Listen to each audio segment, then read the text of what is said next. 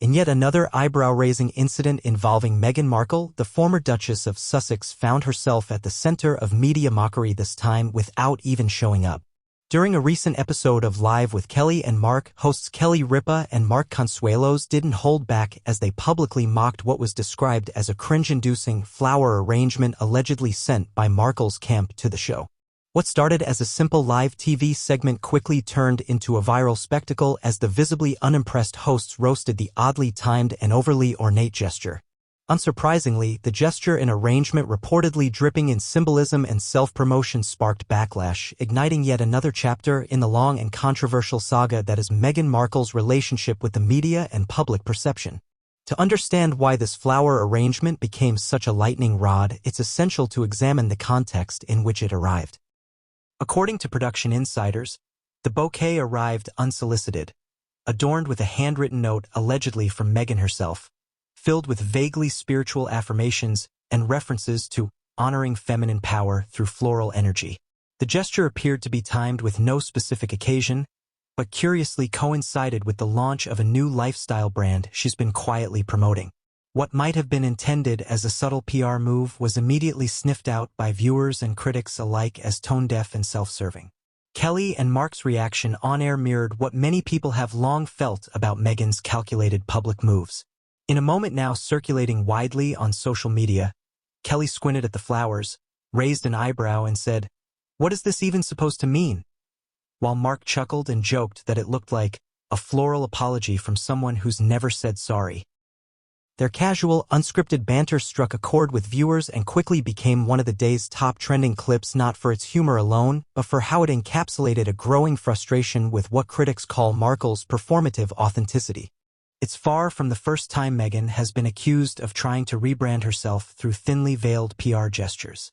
Since stepping back from royal duties in 2020, she has repeatedly attempted to recast her public image from a victimized duchess to a woke businesswoman and cultural influencer. Whether it's her infamous Oprah interview that left fact-checkers scrambling, her divisive Spotify podcast that was quietly shelved after one season, or the Netflix docuseries with Prince Harry that critics called a vanity project, Meghan has routinely made headlines for all the wrong reasons. In fact, her post-royal career has been marked by a series of high-profile flops. Spotify reportedly dropped her $20 million podcast deal, with a company executive later slamming the project as lacking in substance. Likewise, her Archetypes podcast failed to deliver the empowering, deep-dive conversations it promised, with most episodes feeling more like PR pitches than genuine dialogue. Meghan's attempts to be taken seriously as a lifestyle guru or social commentator have consistently been undermined by a perception that she is more focused on controlling narratives than engaging honestly. And yet, perhaps what's most telling about this flower fiasco is that it encapsulates Meghan's greatest misstep, underestimating the intelligence of her audience. The average viewer can sense when a gesture is genuine and when it's a branding exercise in disguise. Sending flowers to a morning talk show that never asked for them and then layering it with vague spiritual messaging doesn't read as gracious or endearing. It reads as yet another carefully calculated maneuver designed to manipulate public perception. Kelly and Mark simply did what many have long wanted to do: call it out for what it is. Even more damning is that Meghan wasn't even there to defend or clarify her actions. This is a recurring theme. Time and time again, she dispatches messages, launches initiatives, or leaks statements through proxies and platforms, while keeping herself at a safe distance from accountability. Critics argue that this detachment allows her to enjoy the spotlight without facing the consequences of public critique.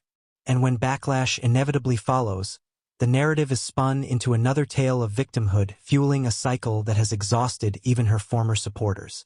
Ultimately, this incident with Kelly and Mark may seem small in isolation, but it represents a much larger cultural turning point. The public is growing weary of curated personas and manipulative branding. Meghan Markle's relentless pursuit of image control, often under the guise of empowerment, has repeatedly backfired, making even simple gestures like a flower arrangement seem hollow and self-indulgent. Whether she intended to spark controversy or not, Meghan Markle's name is once again trending for all the wrong reasons. And if public opinion is no longer buying what she's selling, be it a podcast, a flower bouquet, or another glossy reinvention, What's most striking about the fallout from this flower fiasco is how emblematic it is of Meghan's broader struggle to control her narrative in an increasingly skeptical media landscape. While she once captivated the world as a modern fairy tale figure, an American actress marrying into British royalty, her continued efforts to craft a carefully manicured image have begun to ring hollow. The public no longer sees authenticity in her actions, but rather strategy. And in a world where audiences crave transparency and vulnerability, this disconnect has become her greatest liability. Media experts have pointed out that Meghan's PR tactics often rely on mystique and curated intimacy, flowery language, spiritual undertones, and polished visuals that attempt to humanize her while keeping real vulnerability at bay. But the cultural tide is shifting. People are less interested in high-gloss branding and more invested in relatability and honesty. When Meghan sends a bizarre flower arrangement with a cryptic note, it doesn't spark curiosity, it provokes eye rolls. Kelly and Mark simply voiced what many are already thinking. Worse still, this incident adds fuel to the argument that Meghan is tone-deaf when it comes to public sentiment.